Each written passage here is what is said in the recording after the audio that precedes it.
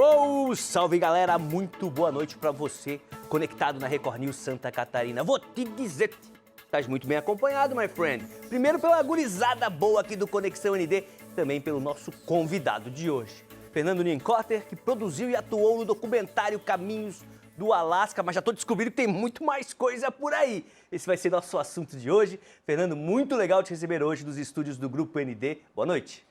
Boa noite. Prazer estar aqui contigo e a gente dividir essa história que foi sofrida, mas fantástica ao mesmo tempo, né? Legal demais, cara. Primeira pergunta. Você vem do automobilismo, confere, eu conheci o Fernando pilotando carros. De onde veio essa paixão por motos, por essas aventuras, estradas, desafios?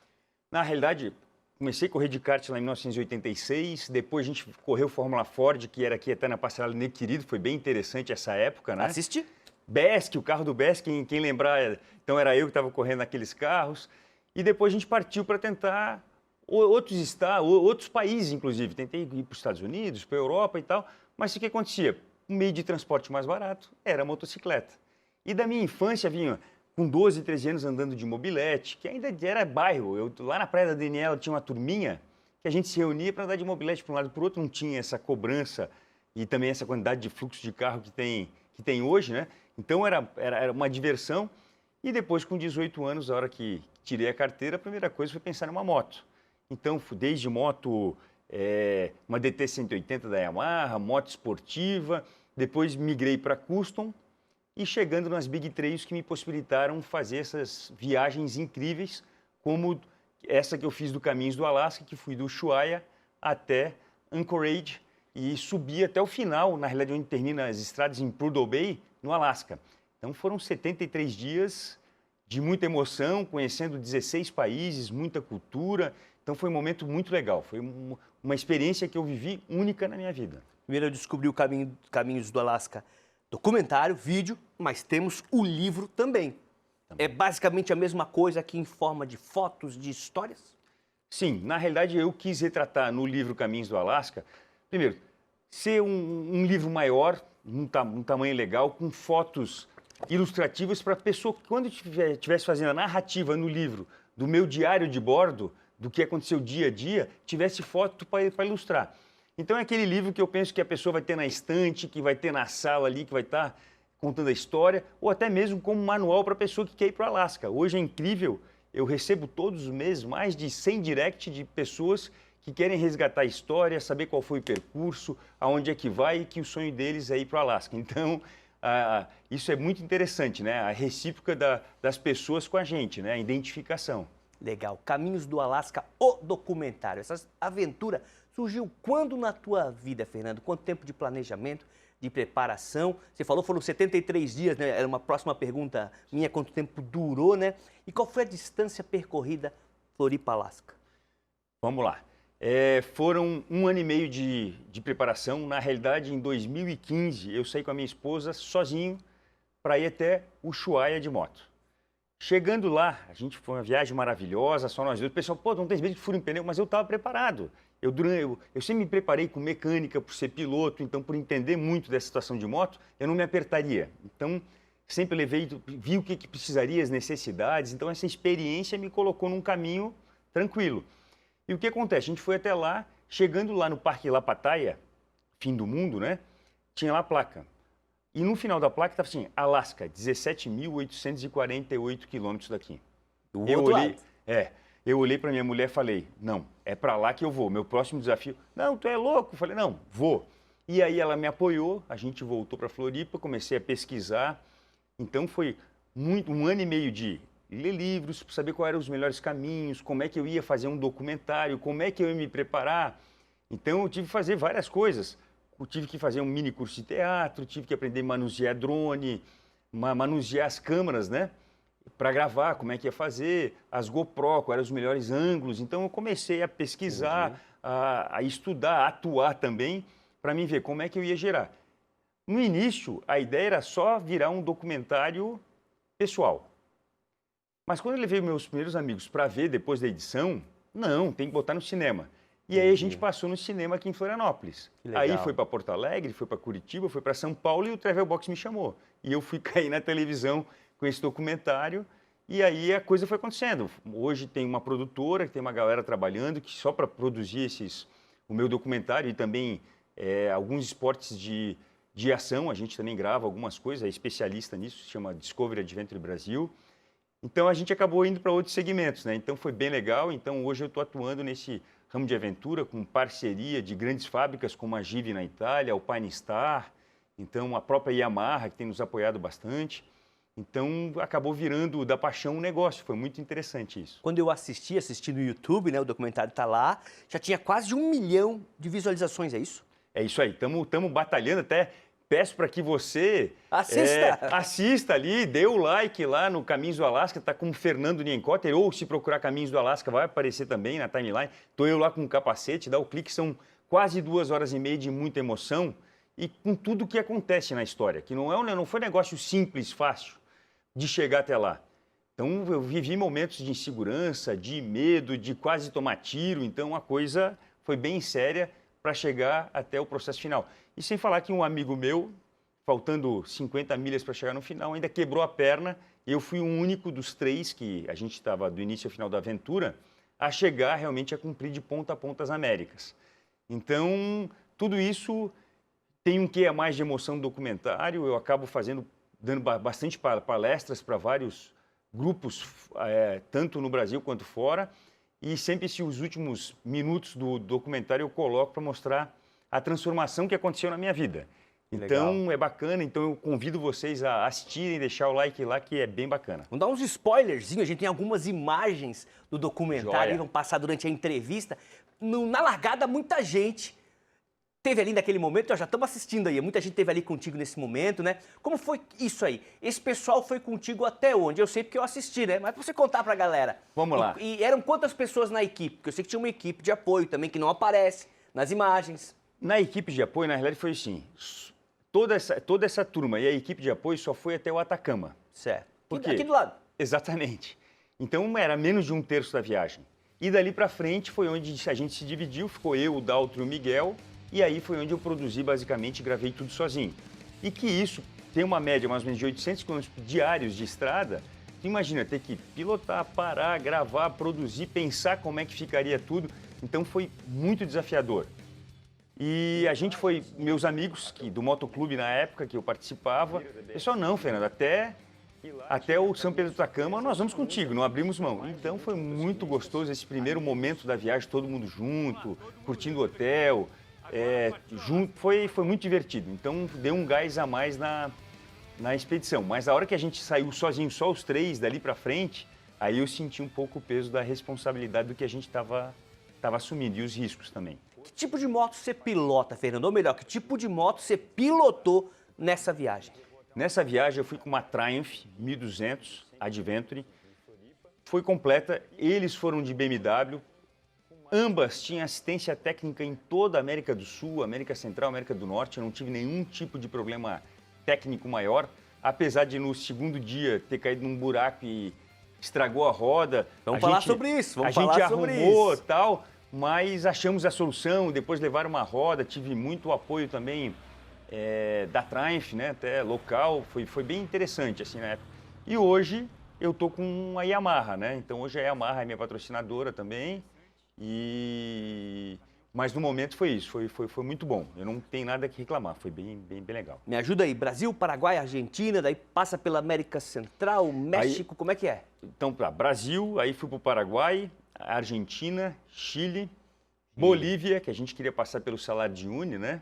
Peru, então no Peru, Machu Picchu, enfim, descemos para ver até a capital, depois subimos até a capital, fomos... Ali no Peru teve muita coisa. Peru, na realidade, foi um país que até positivamente me surpreendeu. Entendi. Pela quantidade de cultura, do alimento, hospedagem, foi muito bacana, assim, uma experiência única.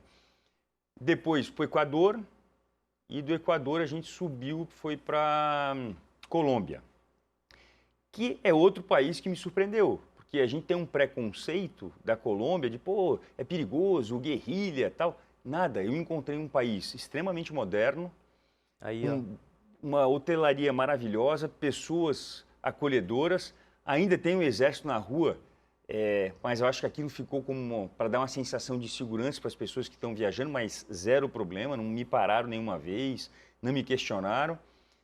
E lá a gente botou as motos em Bogotá, no avião, até o Panamá, que foi o único trecho que não deu para fazer de moto. Entendi. Porque é o Estreito de Darién. E ali é muito perigoso. A gente viu que da década de 70 para cá, 2 ou 3 passaram e o resto sumiu, moto, corpo, tudo. Então eu falei, não, esse risco eu não quero correr. Vamos fazer uma aventura controlada, né? Legal.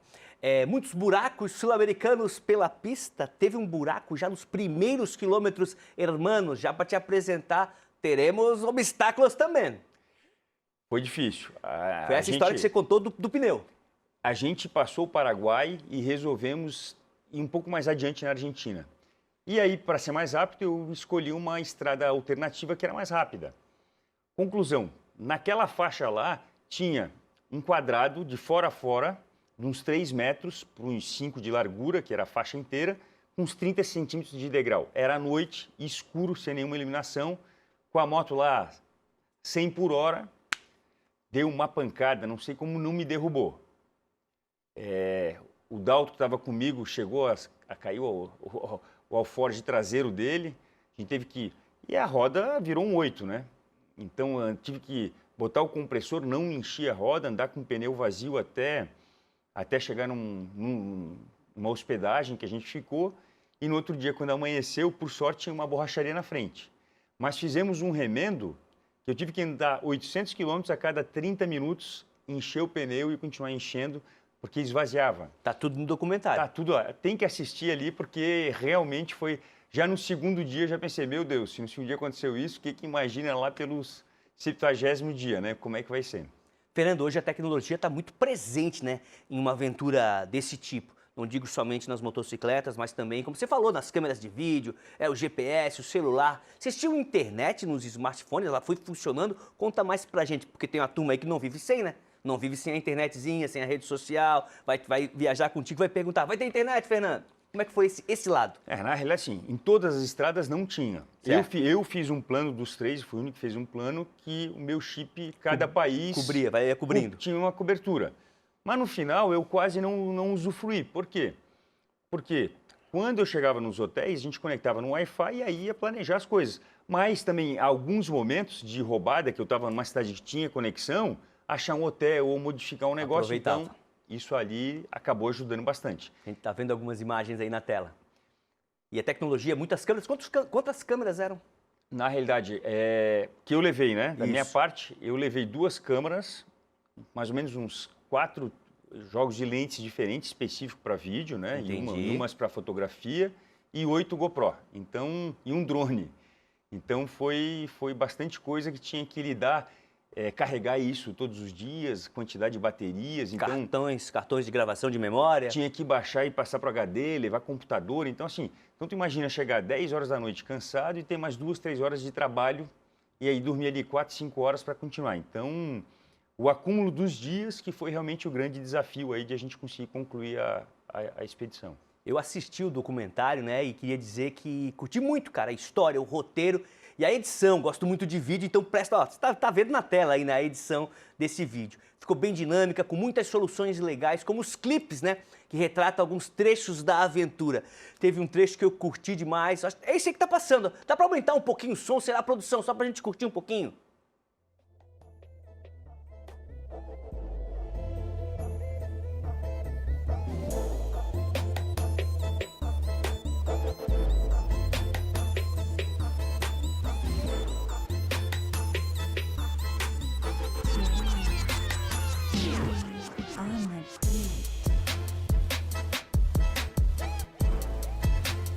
A trilha sonora de primeira. A gente cuidou muito disso. Eu queria retratar em cada país que a gente passasse que tivesse uma trilha local que retratasse aquela cultura, né? Então foi uma das primeiras coisas que a gente viu. E essa aí, a gente está em Salta, na Argentina, nessas curvas aí, numa represa chamada Cabra Curral. Até não conhecia o pessoal local que me fez ir lá. E eu me surpreendi com... Imagina, ter uma represa e as pessoas ter barcos, ter casa de praia na beira de uma represa, num lugar que é extremamente árido, né? Então foi uma surpresa, foi muito legal. A gente deu a volta por completo na represa, tinha possibilidade de até fazer salto de bump jump lá e brincamos ali, todo mundo tirou sarro, tá tudo no documentário, então foi muito legal. Parabéns aí, o pessoal que caprichou aí na trilha sonora, um destaque total aí para trilha sonora. Tenho duas perguntas para você no trajeto. Vocês vão ouvindo música? Dá para ouvir? Porque o capacete sei que é bem moderno também, né? Tem comunicação de rádio? Sim, a gente tinha comunicação de rádio. A música era o tempo todo. Eu acho que a música tem que estar presente, né? Que eu digo que aqueles momentos eram o meu divã. Eu estava no capacete, nas reflexões, e a gente pensa família, distância, superação, o que eu posso melhorar como pessoa. Tu acaba meio que tendo uma transformação. Eu acho que esse foi o grande link bacana, né? De cada desafio que a gente ia cumprindo, eu via transformando, nascendo um novo Fernando. Eu acho que isso foi o mais sensacional. Fernando, uma pergunta aqui, quebrar um pouquinho ali o roteiro. Uma hora eu vi, acho que um parceiro teu soltou um Red Hot Chili Peppers. Vai do gosto do cara. Tem gente que gosta mais no hip hop, outro é mais no rock, de repente um gosta de pilotar com uma música mais suave. Existe, exatamente. Como eu digo, cada um no seu... Hoje o smartphone proporciona conectar no rádio do capacete, então tu cria a tua playlist e tu bota. Então, assim, eu tinha programado umas 5, 6 playlists diferentes, então, de acordo com o clima, com o visual que eu tinha, eu tentava colocar aquilo que me dava emoção. Então, foi muito importante. Falando em música, tivemos literalmente um show. Esse é um integrante do teu grupo, do quarteto. O César Adil, ele é um cara fantástico, músico profissional. E ele, dentro da Argentina, cantou o maior hino deles, né? E aplaudiu de pé por todo mundo no barzinho que a gente tá. Foi fantástico. E trajado, né? Foi muito legal. Que legal. Primeira parte da viagem, essa parte da América do Sul, qual foi o momento mais legal e o maior desafio? Bom, eu acho que a descoberta dos lugares, tipo Machu Picchu, entre outros lugares que a gente passou, que a princípio estava na minha literatura, e aí eu transformei aquilo em realidade, eu fui buscando os lugares, eu acho que foi um momento assim de realização pessoal, de tudo aquilo que estava nos livros, eu estava vivenciando aquilo ali. E o maior desafio? O maior desafio na América do Sul foi a caminho do Salar de Uyuni. A gente resolveu sair do Chile para uma fronteira chamada Olagüe. Chegamos lá, tivemos que acordar o cara para carimbar o nosso passaporte. Quando abriu, ele abriu um portão e disse, bem-vindo à Bolívia. Não tinha estrada, a gente teve que traçar uma rota em GPS e ver que existiam marcas de pneus de Jeep e começar a andar ali. Então, chegou um momento dessa rota que só tinha lama e os pneus da motocicleta ficaram cheios e a gente não conseguia andar. Não tracionava, caía umas 10 vezes. E aí, qual foi a solução? Esperar secar o asfalto, limpar os pneus depois de 2, 3 horas e seguir viagem. Então, são desafios assim que a gente viveu e estava muito frio nessa época. Então, a gente passou um frio danado, mas foi um negócio mais desafiador da América do Sul, foi isso. O resto, vou te dizer que foi muita curtição, muita amizade, não passamos nenhum perigo maior na América do Sul, foi só alegria, foi realmente muito bom essa parte. Legal. Fernando, a pergunta até meio polêmica. Em algum momento da viagem, da aventura, você pensou em desistir ou fazer a volta, retornar a Florianópolis, tocar minha vida, está muito complicado? Mas vamos fazer o seguinte, você responde essa no próximo bloco. A gente vai dar uma paradinha pro intervalo e volta com a segunda parte dessa resenha que tá muito legal. Segura aí, que é rapidinho, é pai e pum, a gente já volta.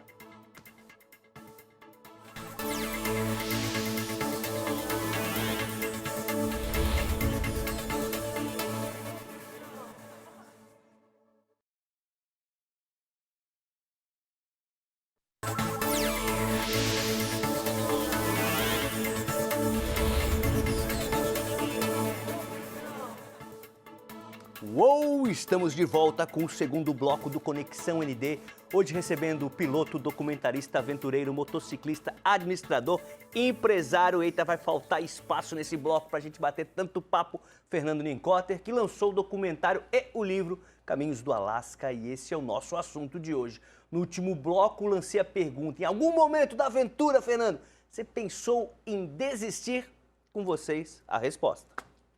Bom, vamos lá. Eu, em nenhum momento, na realidade, pensei em desistir. Eu já saí da minha casa com essa convicção. Eu não sei o que vai acontecer, se eu vou voltar vivo dessa aventura, mas eu, em nenhum momento, eu vou desistir. Eu embarquei na viagem, eu vou até o final.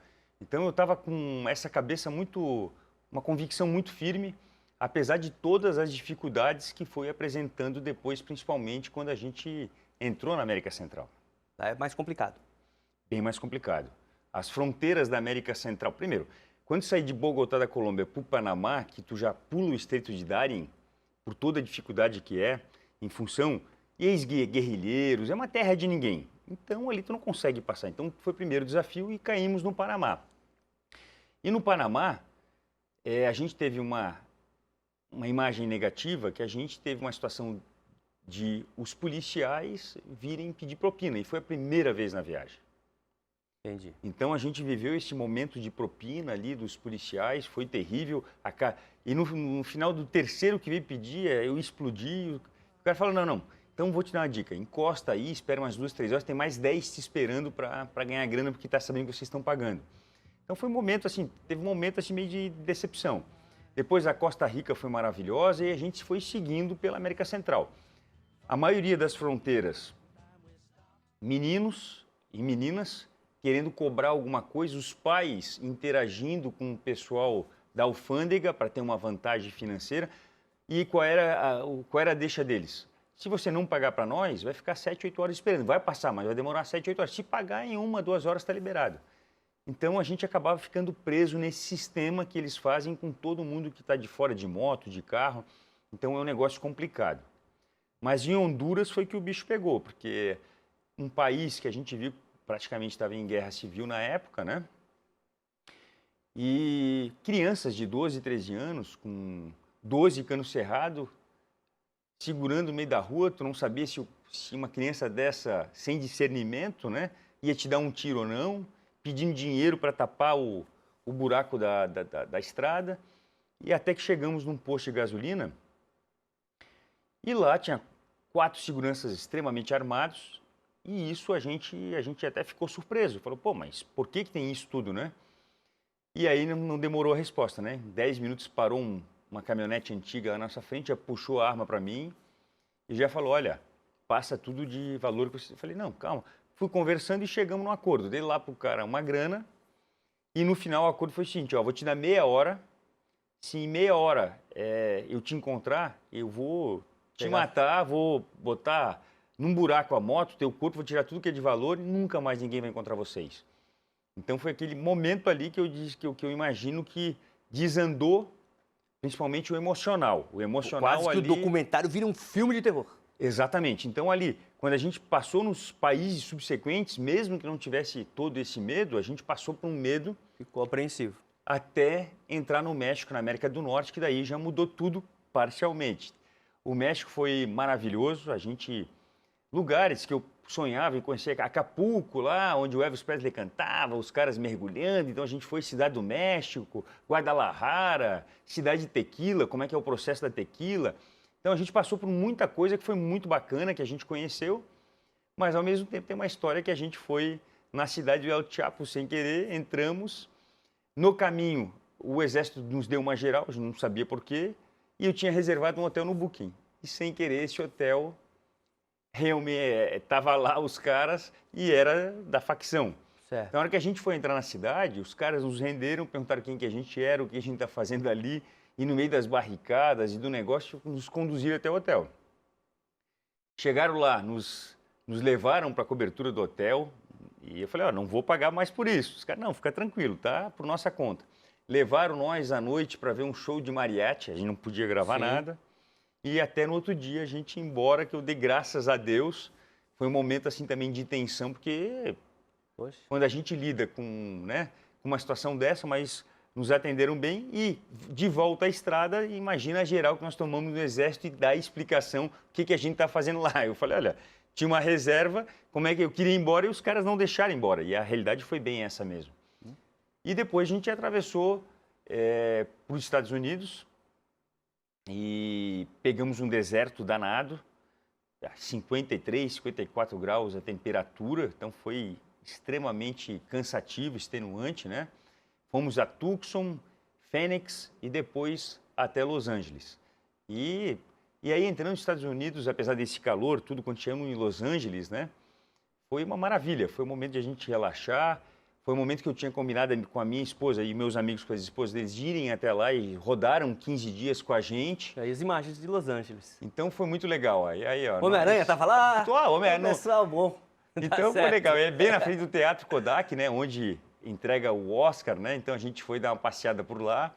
E aí os personagens ali, a caráter, né? Então foi um pouco de turismo, um pouco de estar com as esposas, matar saudade e também aproveitar toda aquela região da Califórnia que é maravilhosa, né? Então a gente elas foram com a gente ali de Los Angeles até Vancouver pelo litoral, então a gente fez a Rota One, que foi sensacional, então foi um visual incrível, super recomendo, foi uma experiência única.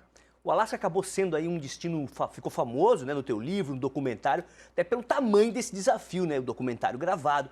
Mas as estradas já te levaram longe, né? Vi que até em Antônio Carlos você já esteve treinando. Alô, dona Catarina, minha sogra, mora lá. Separei umas ceninhas de Antônio Carlos para valorizar a sogrinha.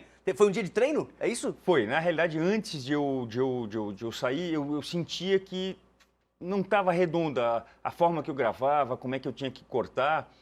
Então, um dos treinos foi isso. Eu saí de manhã cedo e só voltei final. Então, eu estava gravando sozinho. Eu disse, puta, mas ficou tremido. Isso aqui, não, atrás do negócio não ficou muito legal. Então, eu comecei daí a dimensionar como é que eu iria fazer essa gravação, como é que eu poderia aperfeiçoar. E a partir desse dia aí, todo dia, quando eu ia trabalhar de moto, eu comecei a levar a câmera e ver, opa, e treinar. E, claro, descartava algumas imagens. Essa eu publiquei porque foi bem marcante, que foi o primeiro treino assim que a gente fez mais no off e tal, com as câmeras, com tudo, como é que iria acontecer, os parceiros ajudando. Então foi interessante, foi um treinamento. Fernando, da próxima, tu me avisa. Já aciono Dona Catarina lá em Antônio Carlos, já prepara aquele café, vou junto contigo. Vou filmando, levo Show de bola. Vamos nessa. Tem sempre um novo desafio? Já tem uma outra coisa programada? Qual é a próxima expedição? Eu vou dizer que eu sou uma pessoa que eu vivo de desafios. Certo. Se eu não tiver lá alguma coisa para me motivar, eu não consigo ir adiante, né? Então, tem alguns pensamentos na moto, a gente está ainda atrás de fechar patrocínios para poder viabilizar, porque hoje gravar um programa de televisão não é barato. Eu tenho algumas ideias, entre elas rodar a Austrália toda, fazer a volta pela Austrália e chegar no Outback, que é aquela montanha central que tem.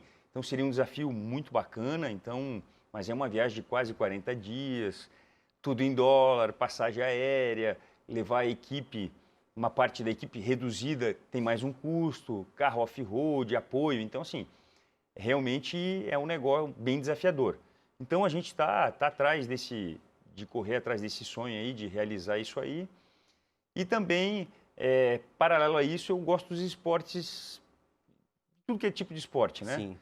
Então, por exemplo, na nossa ilha, que a gente surf, adoro, desde a minha infância eu surfo, então, quando eu posso pegar, então agora, em outubro, por exemplo, eu vou surfar na Nicarágua. Aí, lá na América Central. Falei, vou voltar na Nicarágua, é a terra dos vulcões e tal, pegar ondas maiores e tal. Então, se eu não tiver esse desafio, essa gasolina, eu não consigo seguir adiante. Então, eu acho que isso é bem bacana, bem desafiador. E na moto, em 2 rodas, sempre, né? A gente fez Estrada Real e tem outros desafios. A 3ª temporada, que foi gravada aqui no Rio Grande do Sul e Santa Catarina, eu saí de Floripa, fomos a Urubici, atravessamos os Canyon, tudo, foi muito legal. Eu já lancei, tá no Travel Box, e agora no YouTube eu estou lançando todo mês um capítulo. Então, esse mês eu lancei o 2º capítulo, tá lá, o primeiro foi mês passado. Então, quem quiser acompanhar em capítulo, todo mês vai ter ali meia horinha, um resumo de toda essa 3ª temporada, que é bem legal. Então, outra dica aí bem bacana. Legal, Fernando. Fernando, alerta de pergunta delicada. Você falou que a esposa, em determinado momento, se juntou à equipe, ele esteve contigo. Mas como é que fica a saudade com a criançada? Eu assisti o documentário, né? São 2 filhas? Eu tenho 3 filhas. 3. Eu vi as meninas lá na hora da despedida, né? Aquela cara, papai. Isso. Como é que fica a saudade? É difícil. Eu vou te dizer que depois da primeira semana, quando tu te dá conta da distância e e nem sempre conseguia falar todos os dias com eles, porque tem lugar que não pega, tem lugar que é deserto, tu tá aí vivendo um monte de coisa. Então eu tinha até um equipamento chamado Spot, que eu dava um link e disparava uma mensagem de SMS para 8 telefones. Então eu botava da minha esposa, minha família, meus pais, alguns amigos. Então eles sabiam que, opa, eu não consegui falar com ele, mas ele chegou no destino. E aparecia a geolocalização. Então isso era uma maneira. Mas eu vou dizer, quando chegava num hotel melhor, tinha uma estrutura que podia fazer uma ligação por vídeo, vontade de não desligar, né? Cheio de trabalho, cansado, mas era um momento de interação. Então eu acho que esse é o momento que foi mais difícil da viagem. O que foi? Físico, tal? Não, acho que o mais difícil é o emocional. Realmente eu acho que uma viagem longa, talvez hoje eu tivesse uma preparação melhor do emocional. Chegou a emagrecer muito? Porque eu sei que o pilotar é um desgaste, né? No carro é muito e na moto imagino que seja também. Eu perdi uns 4, 5 quilos, mas os meus parceiros, um perdeu 17, o outro 13 quilos. Tô precisando entrar numa aventura dessa, mano. Então, Tô precisando entrar junto. Na próxima você me convida. É complicado porque, primeiro, muitas horas na moto, tomava café em vários lugares só jantava. Então, tem a questão da desidratação, então tinha que levar realmente um camelback para poder tomar água, porque senão desidrata muito rápido. E às vezes não tinha água com aquela qualidade, tinha que pegar uma água do rio e botar uma pastilhinha ali de cloro para poder evitar um problema maior, de dar uma disenteria, alguma coisa do gênero. Então foram desafios que a gente foi vivenciando e foi superando na viagem e aprendendo com isso também. Uma curiosidade, a moto, de uma forma geral, correspondeu às exigências do caminho e os equipamentos representaram? Sim, eu fiquei surpreso com isso, né? As motos, de modo geral, pela resistência, que foram 28.700 quilômetros percorrido em 73 dias. Então, é uma quilometragem bastante considerável e pelo uso diário, né? E as motos corresponderam, sim. Deram alguns problemas, por exemplo, o excesso de calor lá no México com a divisa com os Estados Unidos. Entendi, muito quente. Então, o retentor do cardan vazou, botamos ali uma fita para segurar, depois mais na frente tive... Mas assim, não foi nada que me trancou, que me deu um problema. Eu tive também um acidente no México, em Puerto Escondido, chegando. Um carro me fechou e acabei colidindo. Então machuquei e tal, mas nada, não teve fratura, não teve nada. E aí é aquele tal negócio, né? Mecânica ali, tie-up, fita adesiva e foi remendando a moto até chegar num ponto de assistência. Silver tape bastante, ajudou demais. Então tudo isso aí fez com que a gente conseguisse seguir viagem. Então, para mim foi... Talvez o que eu fizesse hoje, talvez fosse uma moto um pouco menor, mais leve. Porque no final... Isso eu ia te perguntar em alguns momentos, numa hora da queda ali, às vezes tinha que ser 2, 3 pessoas para reerguer a moto, né? Na realidade, existe uma técnica. Que você faz sozinho, exatamente. Né? Que você consegue fazer sozinho, se tiver uma emergência. Exatamente, eu geralmente, todas essas quedas eu fiz sozinho. Quando tinha um companheiro próximo para ajudar, claro que facilita, né? Mas a gente treinei bastante para isso também, né? Bastante academia, bastante agachamento, então a gente estava com um preparo físico bem forte para essa viagem, porque eu já sabia que ia ser dura. Fernando, a gente falou ali do desgaste de pilotar uma moto desse tamanho numa aventura dessa proporção.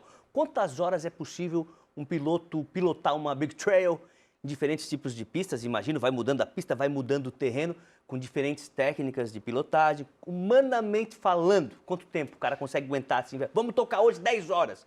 Não, acho que dá para tocar mais. Até mais. Só que na realidade aí tem que ser aquele tiro e parar. Então, como é que eu fazia? Eu fazia um tiro longo lá de 1.000 quilômetros, mas depois eu fazia um de 800, um de 600 e um de 400. Parava um dia para descansar. Depois de novo, um longo, um mais curto. Então, essa é a maneira de tu não destruir muito o corpo, né? Então, de acordo com os trajetos, se é mais off-road, demora mais tempo, então tentaria diminuir as horas, até porque pode dar um acidente. Então, a gente tinha muito esse cuidado de como é que ia dividir essa viagem para a gente chegar nos 73 dias lá. E no final deu tudo certo. Fernando, a galera está recebendo muito bem o documentário, né? Pelo número de visualizações. A galera tá ligada aqui no Conexão, quer assistir, ficou curioso, procura Fernando Nienkotter, com K e 2 T's. Exatamente. Vai lá no YouTube, Fernando Nienkotter. Se tiver dificuldade no meu sobrenome, bota Caminhos do Alasca, que também vai ter ali, vai aparecer eu ali com um capacete ali, que vocês viram a imagem aí. E é bacana, porque ali eu retrato, além do desafio da moto, tem a cultura, tem os passeios dos lugares que a gente foi, tem a questão da gastronomia. Então é um negócio completo, né? Então tu tá com a família, não é só para o motociclista. É para o cara que quer sentar no sofá e viajar comigo. Ele pega uma carona na minha moto e acaba conhecendo 16 países, culturas diferentes, os desafios onde eu fui, entrevistar muita gente bacana, local que eu conheci em vários lugares.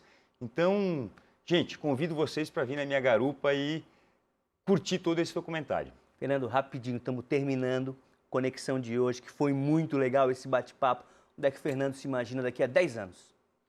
Pô, então eu me imagino, né, com os meus cabelos brancos, com as minhas filhas criadas, com a minha esposa ou na garupa ou dentro de uma aventura, mas o que eu não quero é parar, o que eu não quero é deixar de viver. A vida é muito curta para a gente não ter essa intensidade. Então, gente, se é o recado que eu quero dizer, é isso aí. Vem comigo, aproveite, vive a sua vida com intensidade, não deixa passar, porque tudo é muito rápido. Fernando, obrigado pelo presente, o livro Caminhos do Alasca, mas como a gente falou, tem um documentário no YouTube, é só digitar Caminhos do Alasca para curtir essa aventura. Cara, a resenha é muito boa, foi muito legal te receber aqui. E quinta-feira que vem a gente volta com mais uma entrevista legal, interessante, falando de aventura, de esporte catarinense. Até semana que vem.